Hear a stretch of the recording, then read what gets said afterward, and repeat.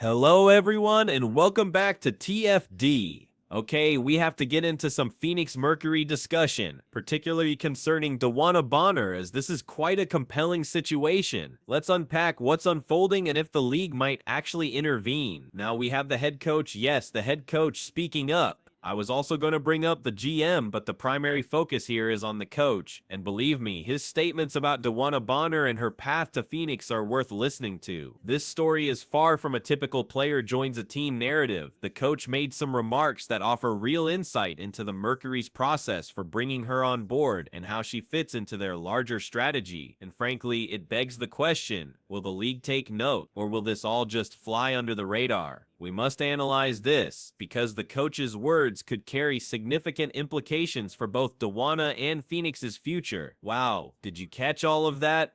I mean, beyond the clear praise, third time's a charm, they've been pursuing her relentlessly. They also noted twice that Alyssa Thomas was instrumental in making it happen. Now, before we proceed, I need to feature this first comment.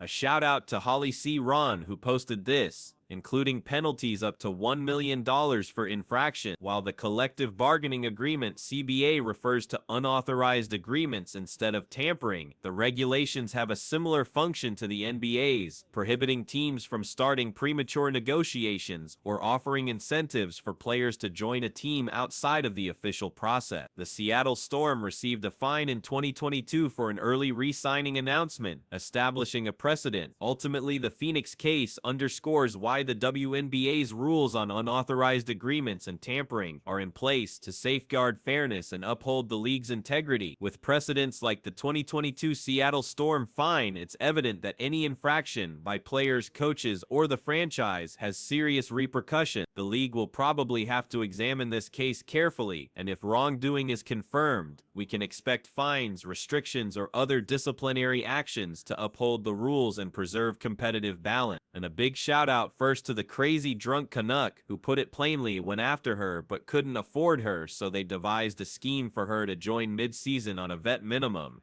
You know it, I know it, and the world knows it.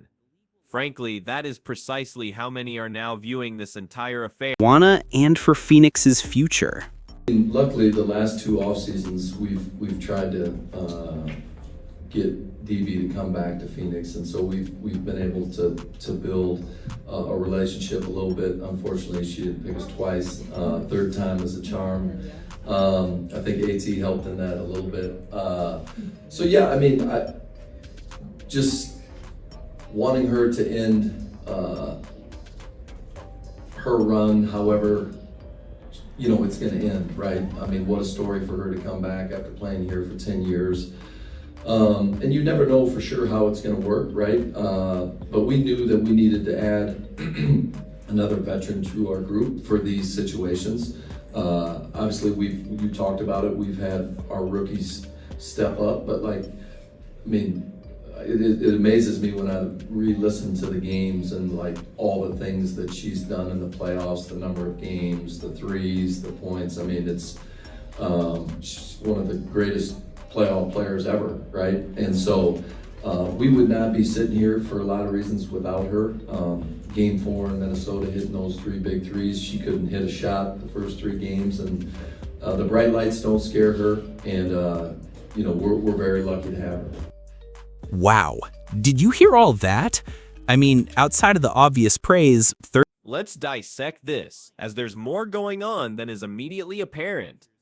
The initial narrative many people accepted was, oh, she went to Indiana, received immense love and support, and everything was wonderful. That was the narrative they pushed. You know, all the talk of being embraced and loved, those feel-good vibes to elicit sympathy for her. But the reality appears entirely different. She arrived in Indiana, didn't perform as anticipated, had trouble competing, lost her starting position to Lexi Holt, became upset, and engineered her exit. And that's what makes DeWanna Bonner appear, well, awful in this scenario. Now that's one viewpoint, but another narrative is building momentum, and this one holds a lot of water. My apologies for my voice, by the way. It has been a long day, But let's get into it. Here is what appears to be happening, and it's exactly what Nate was alluding to. They desired her in Phoenix. She wanted to be in Phoenix, but the finances didn't work out at that moment. Here is the WNBA subtlety you must grasp. As the season progresses and games are played, money is removed from the salary cap. This allows teams to be creative with their timing and finances. What they seemingly orchestrated was this. Okay, we can't get her here immediately, so let her sign with Indiana, play there, and act like she's content. We'll have her play the beginning of the season, and we'll fabricate a reason for her to request a trade once our cap space and finances in Phoenix are aligned. Then poof, she's in Phoenix. And honestly, if you analyze DeWanna Bonner's statements on why she was discontent in Indiana versus why she is so overjoyed in Phoenix, it's a complete fabrication, a total fabrication. Let me reiterate. A complete and total fabrication. She was wholeheartedly embraced by Indiana fans, loved and adored.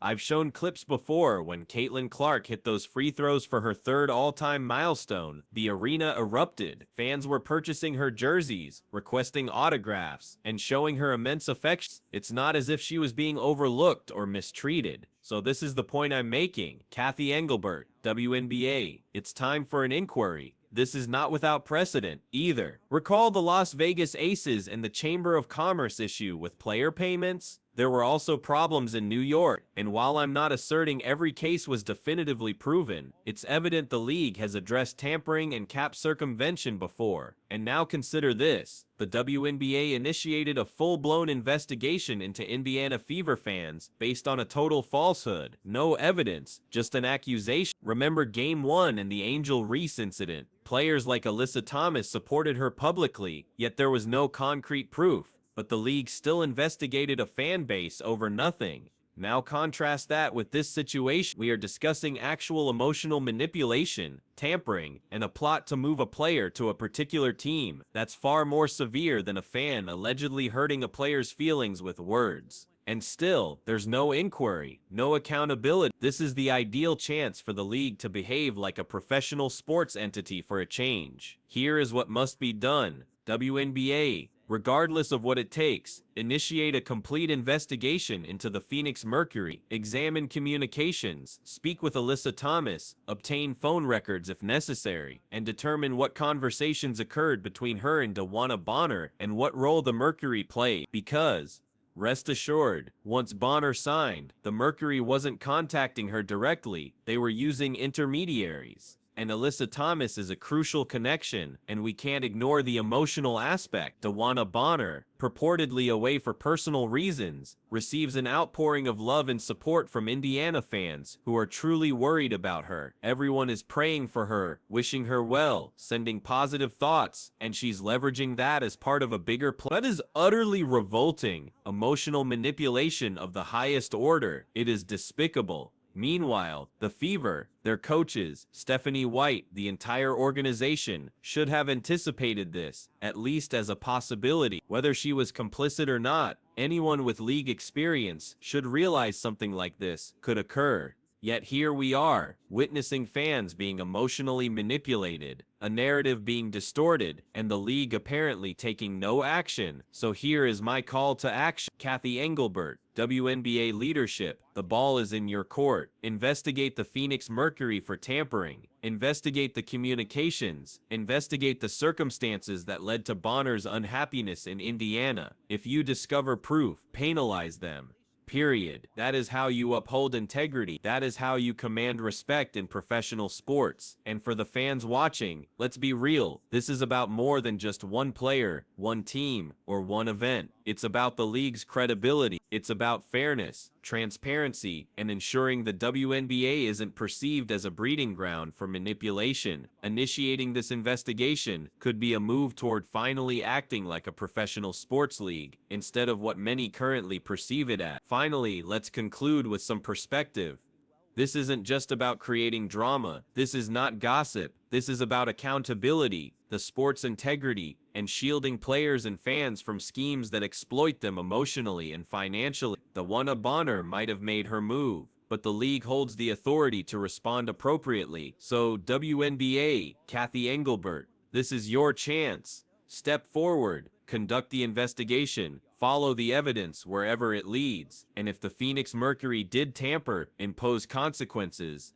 Period. That's how you uphold integrity. That's how you command respect in professional sports. And to everybody watching this video, I want to get your thoughts. Tell me in the comments what you think about this entire situation, the manipulation, and what you believe the league ought to do. Don't forget to hit that like button if you want more updates like this. And subscribe to the channel so you never miss these breaking stories, because the WNBA offseason has suddenly become much more intriguing. And believe me, this story isn't disappearing anytime soon.